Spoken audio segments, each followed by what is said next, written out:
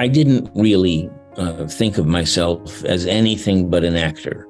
I also knew that I could give some honor to the profession of acting. I heard these stories that you used to set your alarm to wake up in the middle of the night to watch movies so you could study, and that you also would monitor your own emotions. If you're good, you have an insight into people's behavior that is slightly more than the issue of can you see the motivation? Can you see the reason why you might know more?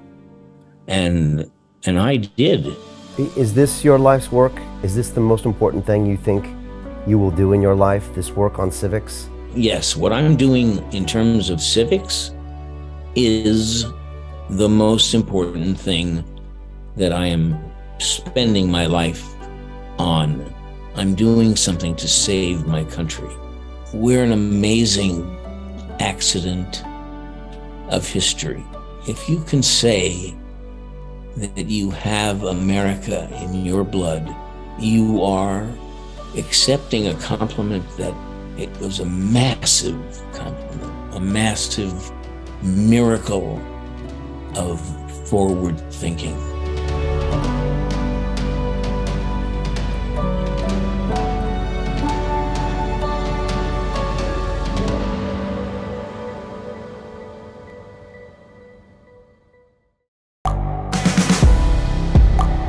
The world is changing.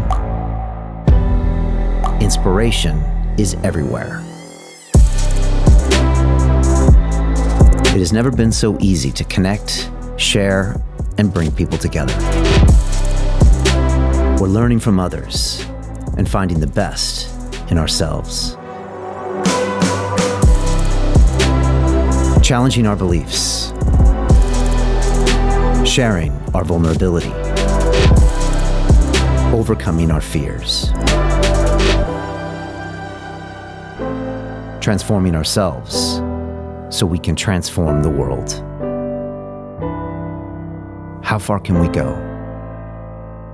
This is London Real. I am Brian Rose. My guest today is...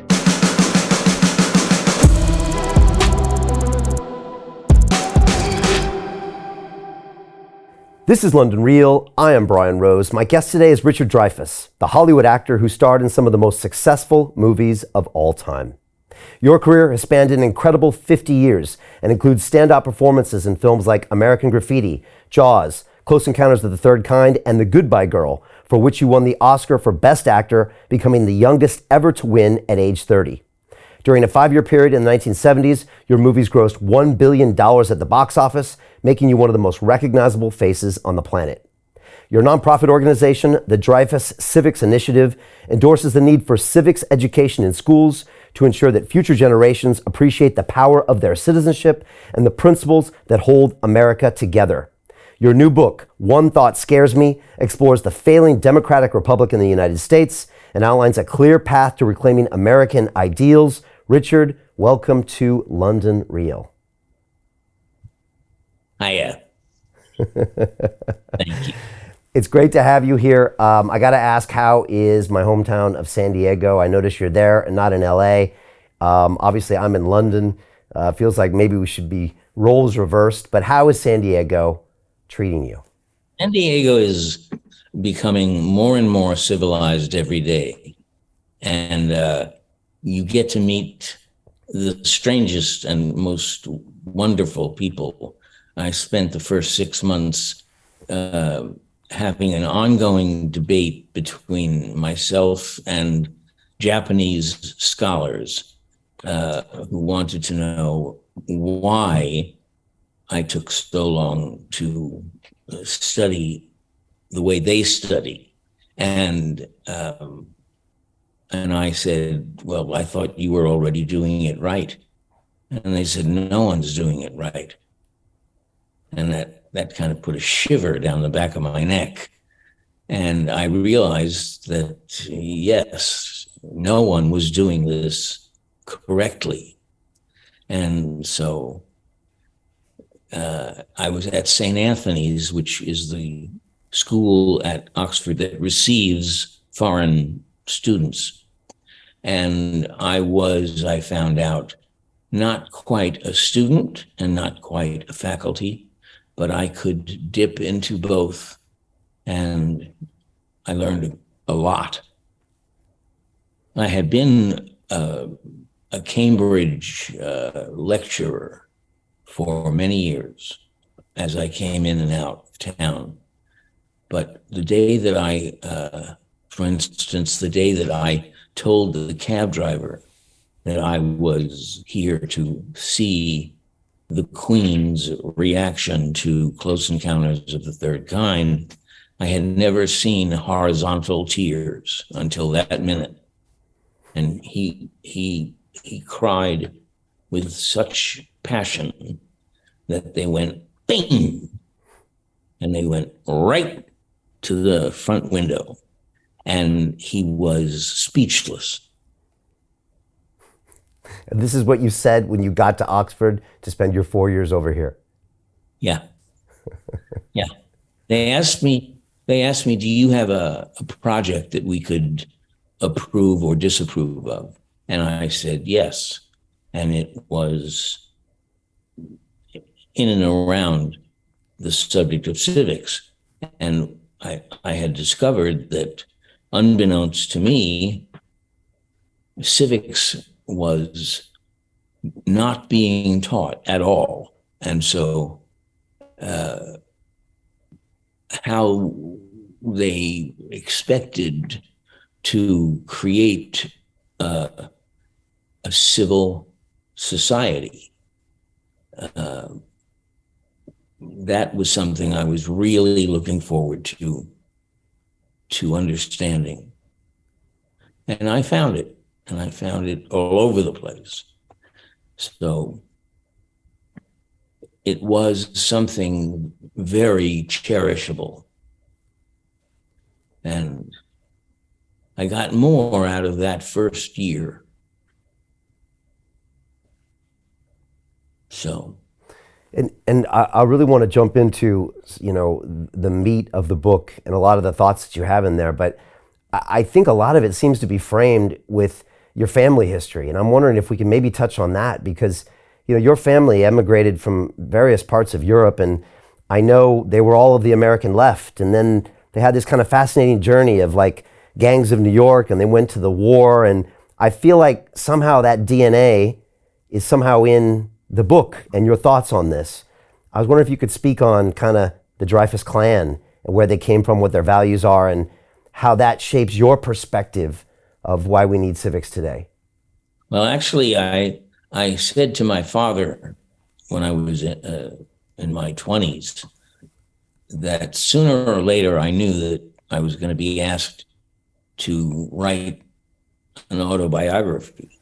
And I said, that autobiography will say that I was born in 1881, because that's the year that all of the stories began that really shaped my moral character. And I knew who and why and when.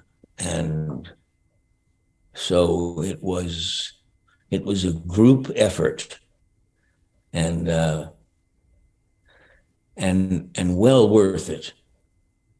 Well worth it. And is it true that your great-great-grandmother was kind of involved in an assassination in Russia, and she kind of had to flee, and a lot of excitement and drama in your family? I guess I shouldn't be surprised knowing you. Yeah. As a matter of fact, there was, I have the rare privilege of being able to say, my great aunt, Helsia Helfman, a member of the Narodnaya Volnya, the will of the people, along with Alexander Lenin, Nikolai's older brother, they assassinated Tsar Alexander in 1881. I'd like to say that again. My great aunt, Helsia, she was an activist, oh boy. And so she came out of the shtetl and popped Alexander. And because of the privileges that came along with his caste and class, he very easily would have been able to get away without selling the prison time or the execution, but he didn't want to. And so he willingly was hung, and Helsia was not, because even the Okrana, the secret police, even the Okrana did not kill pregnant women. And so she was exiled to New York. And she went into Ellis Island being Helsia Helfman, and she came out a few minutes later known as Elsie Hoffman, which was the exact name of my grandmother. And my grandmother was Helsia's niece. And if the Irish clerk on Ellis Island had any trouble at all in pronouncing her name, they changed it, and that's what they did. So her Helsia became Elsie, and her helpman became Hoffman. And so she came in one way and went out the other. And I wish I had known her personally, but I didn't. And then your father went to the war, but before that, there was kind of a little bit of a gangs in New York scenario kind of happening in Brooklyn. And just, you said that they were kind of all of the left. And I'm just wondering how some of those pieces kind of shaped who you became. You were born in 47, I think. How did that all change you? Well, it was an enormous impact on my life. And I can say that if that had not been the case, I would not be here, and I would not have received the melodrama of her life as a part of mine. And she was a tough little bird, apparently, and she had every right and reason to circle this central drama. She was my own Thoreau, because there's this famous story about Thoreau refusing to pay the taxes for the Mexican War, and Ralph Waldo Emerson visits him in the jail, and he says, "Henry, what are you doing in there?" And Thoreau looked at him and said, "Ralph, what are you doing out there?"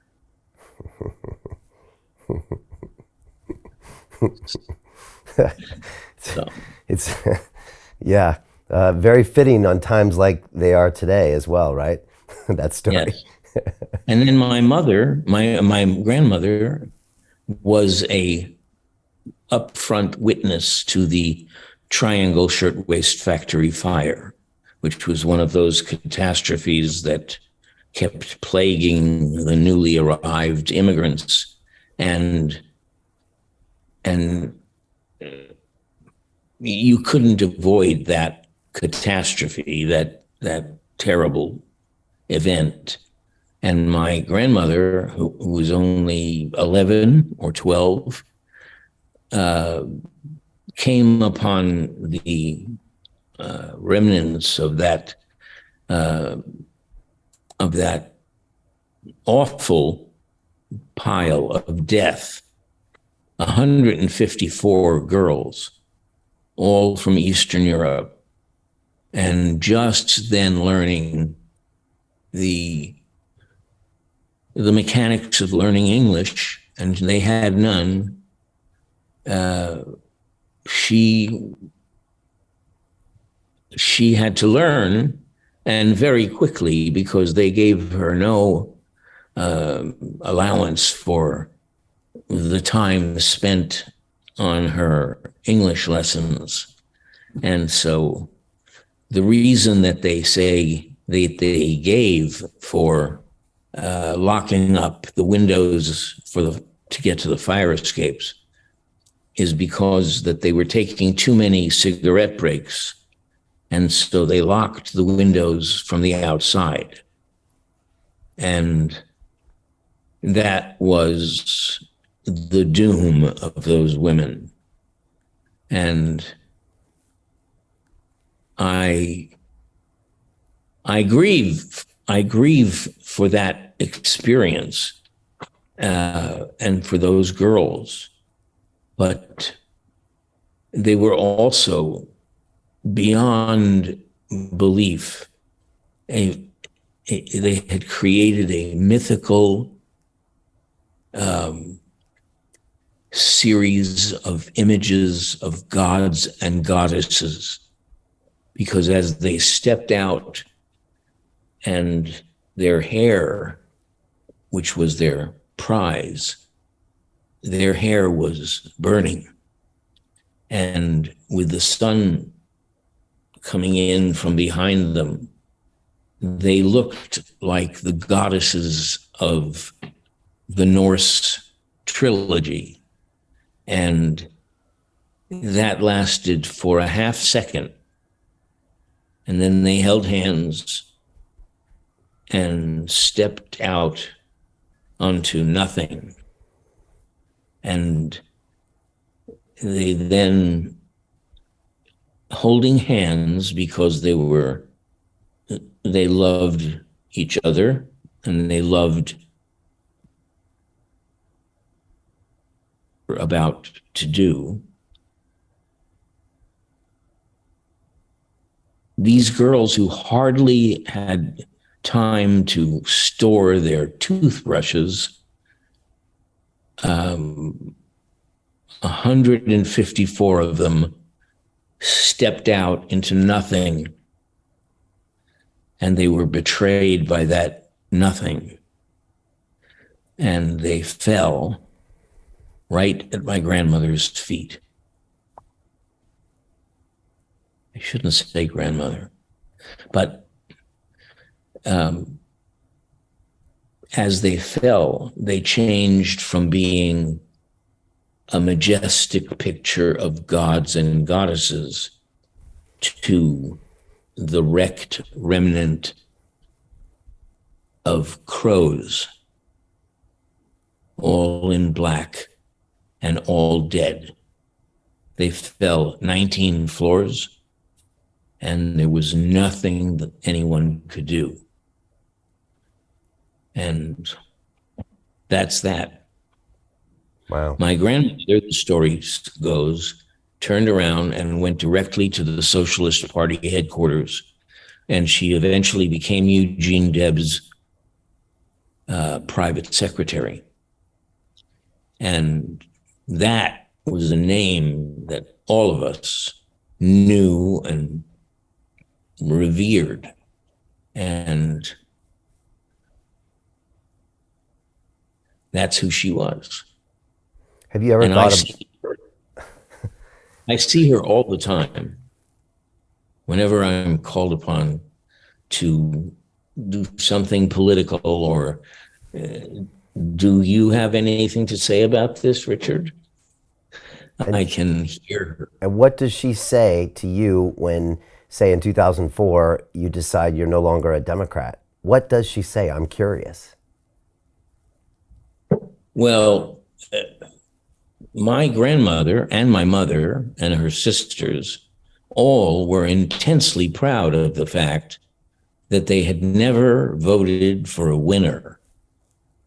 And they didn't think of themselves as FDR's liberals. They thought of themselves as immigrant girls who knew they had one shot, one moment of life left to them. And they took it and died on the pavement.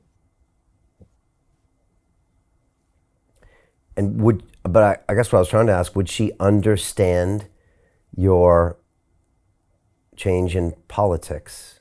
Would you be able to have a conversation with her about it? And would she understand your mindset and methodology? I don't know. You say you talk to her sometimes. I'm just curious if you ever had that conversation with her and what she might say.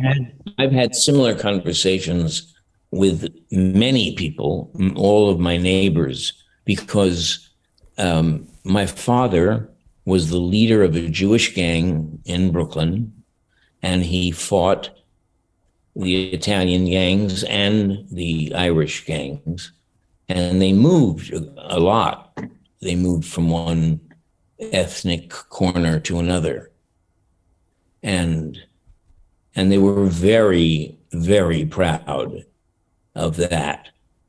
And I can't express this really as well as I might, but I was incredibly proud of my father's pre-war war. And there was a great deal of violence and death and stories about someone grabbing a radio antenna off of a car and sticking it in his opponent's eyes. And then when Hitler made his second act appearance, they all knew that they were going, and that they were going to specifically kill him and his ideas. And that was the trope of that moment. And how My wife, pick up your tempo. how does that all affect Richard Dreyfuss? How does that get all boiled down into a young man? Were you angry? Were you violent? Were you proud? I'm just curious. I was not violent, but I was active, and I was active in a very political way. And I knew that my family was connected to the human race in some pretty melodramatic ways. I am related to Captain Alfred Dreyfuss. I am related to the killer of the Tsar. And I learned that my life was a connective tissue to the politics of the 19th century, both in Europe and in America. And yet you chose to pursue acting. Had you ever thought about going into politics? Only afterwards. Okay. I didn't really think of myself as anything but an actor.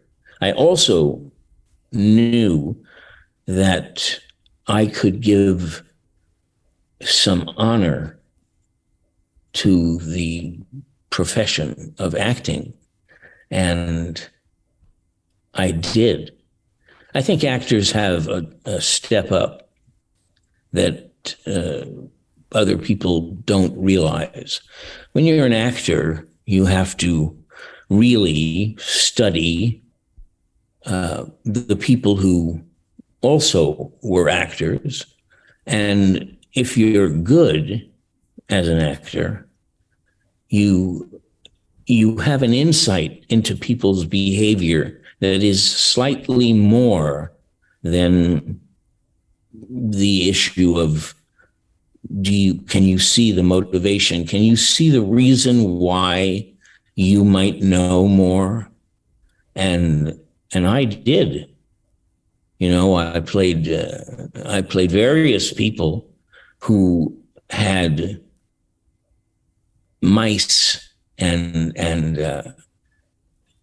I knew why, and I was very proud of that it gave me an insight into some human behavior that I could justify.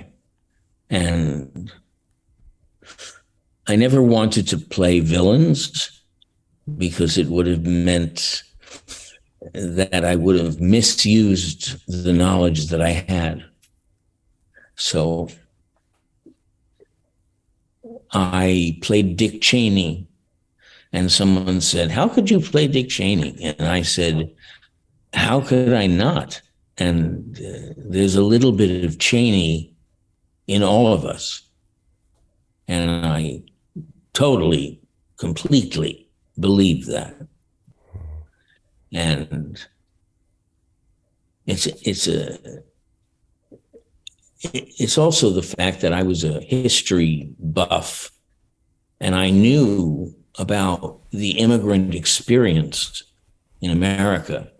And there's never been a country that offered itself as a destination, as a goal, and took power from a king and spread it so well. And you don't find that impulse in everyone. And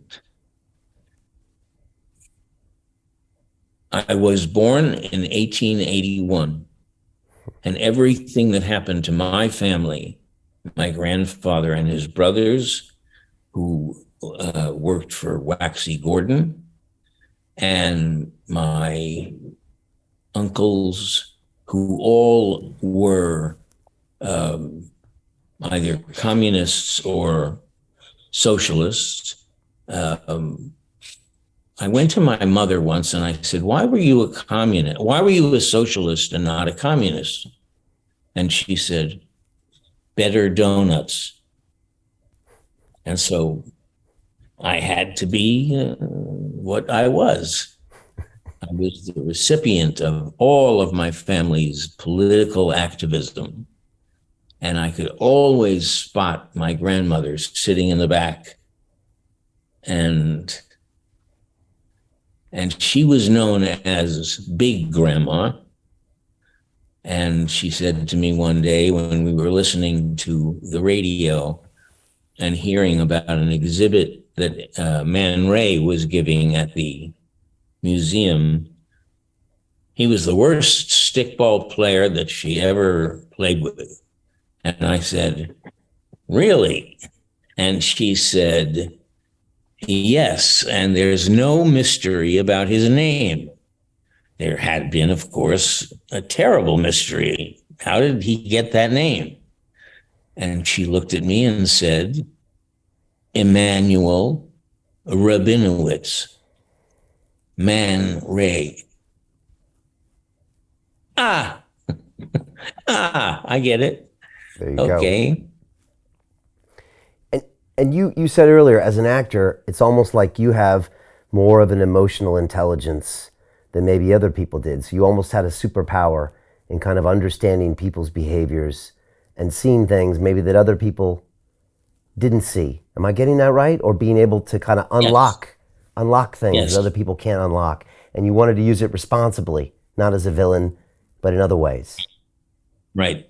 Okay. Exactly right. And I heard these stories that you used to set your alarm to wake up in the middle of the night to watch movies so you could study, and that you also would monitor your own emotions. So like if your brother made you cry, you would notice that emotion and go into the bathroom and then try to repeat that emotion and then try to repeat it again. Are the rumors true, Richard? Is this what you used to do? Yeah. And it's what I do now. It's the way to acknowledge that you can step out of your life, observe your life, and find value in that active quality. And that's why I had the heroes that I had, Clarence Darrow and various justices, and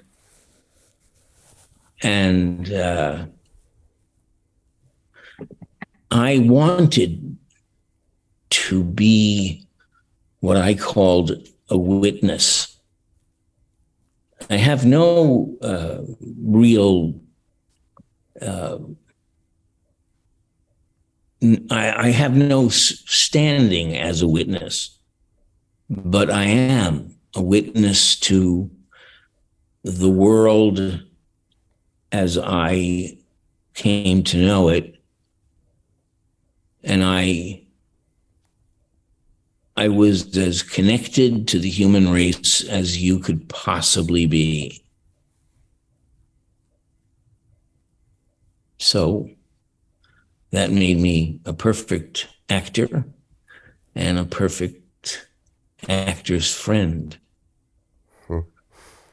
And you've talked about, yourself, and you say you don't like to use the word bipolar. You like the term manic depressive, and I'm wondering if that even further connects you sometimes to the points in the book or to the human race, or even to your roles on screen.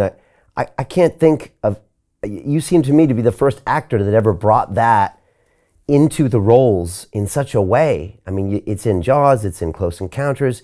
We see this guy who is this kind of manic depressive, and I'm curious if that was intentional when you brought that in, or was that Richard just being Richard? And in those moments, are you ultra connected? I don't know, to the human race. Well, I'll tell you, when I was asked by George Lucas to appear in American Graffiti, he offered me 2 roles. I could take my pick of 2 roles. One of them was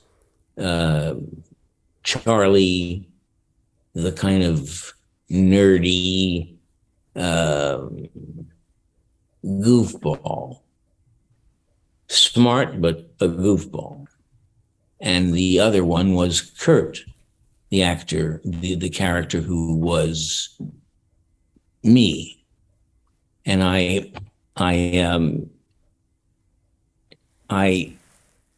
chose Kurt, and George said, "Why?" And I said, because Kurt is self-aware. He's aware of who he is in school, in his family, and he had this awareness. And so we designed one moment in the film is all about that. It's about the fact that I try to open up my locker, which is no longer mine, and I don't know the new formula for getting in, and it makes me laugh. And it was just for no real reason my way of expressing that life goes on, and things that you think mean your intimate knowledge of the character is all gone, wiped clean, a whiteboard, and other people now have a closer understanding of that.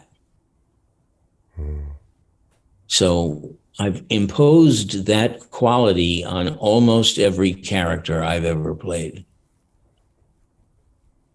Yeah, and I see it now. Now I see it in so many of your roles. And I got to tell you a quick story. So almost 11 years ago to this day, I quit my job in banking and I started broadcasting, just like we are here today, having long-form conversations in my kitchen. Nobody was doing it. Everyone thought I was crazy. There was no business model. My friends and family didn't even watch it for years, Richard, years. And, after I stuck with it for 5 years, 10 years, started having some success. And some people said, well, what kept you going?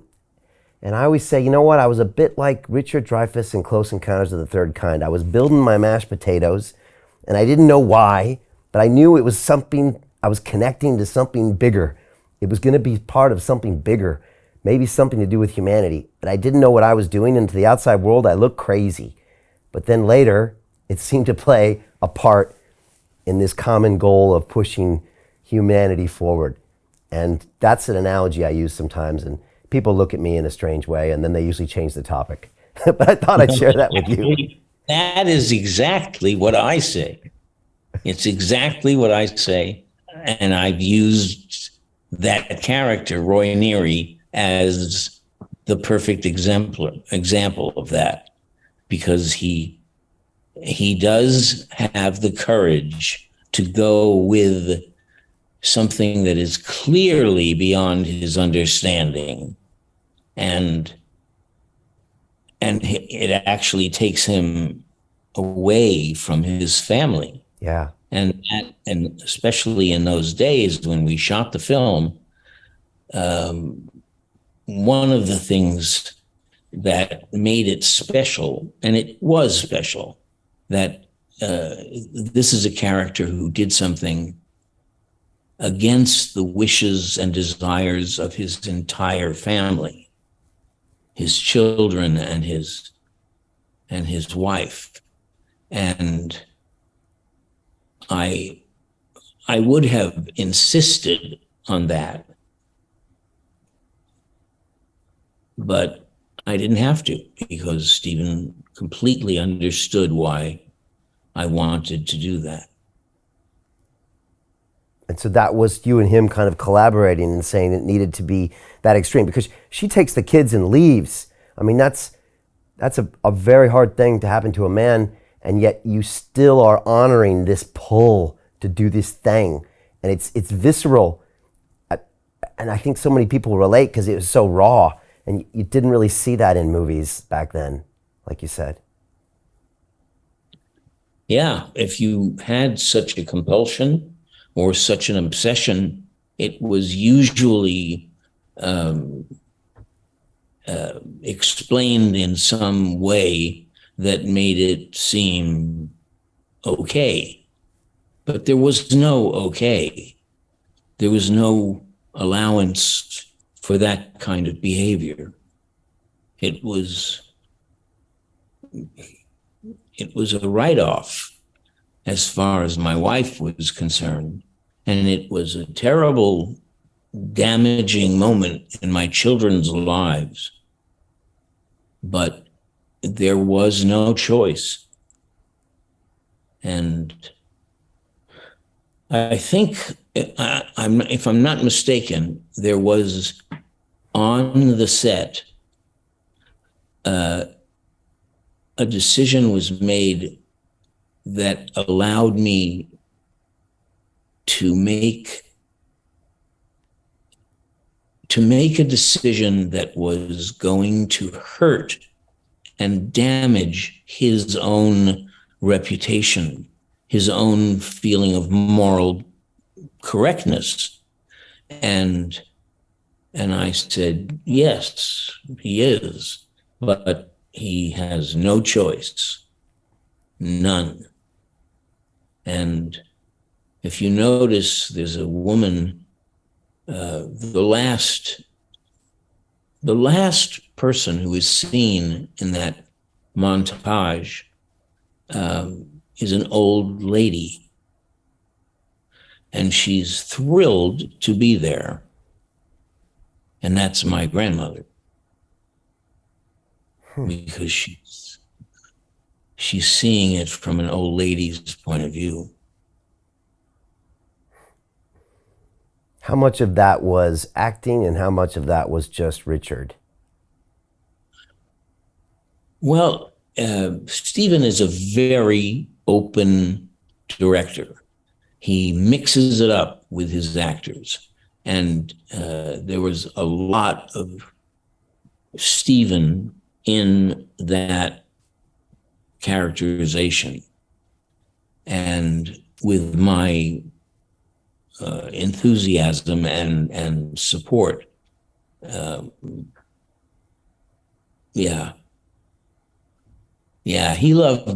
he loved any idea that kept him Roy Neary and yet allowed him the room to express this odd thing.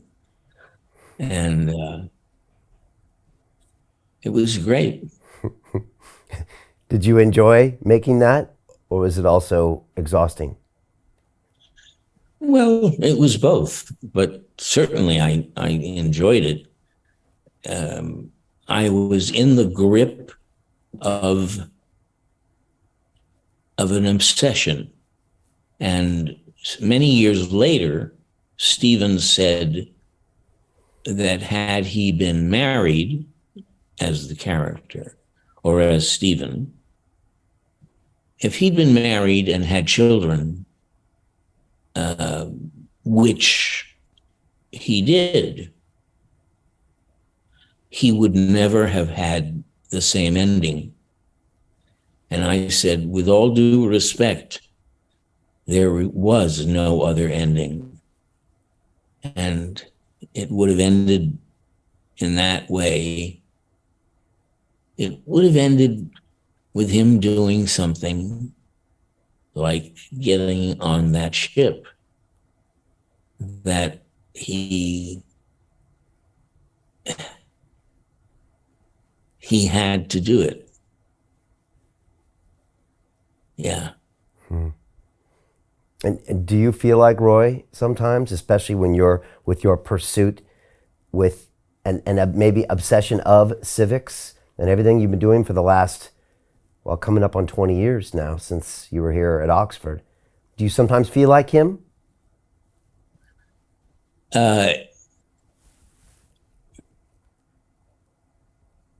Yes. I feel like I understand, like those Chinese dolls that fit into one another, and each one is the same doll but bigger and smaller. Aren't they Russian? Yeah, Russian, yes, Russians. I have a Russian wife, and she's correcting me as we go along. And I knew that my life was at various times as big as I thought and never as small as I thought it might be.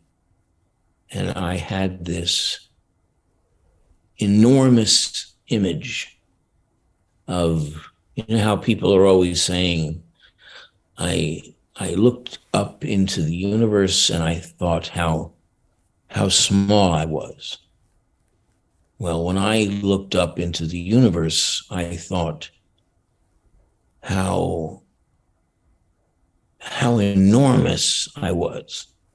And I would hold to that, knowing that if there were ever such a contest, I would have won the largeness of my interior vision of my mind. You know, I see this vast, enormous thing, which I knew when I was about 12. I knew that I had to.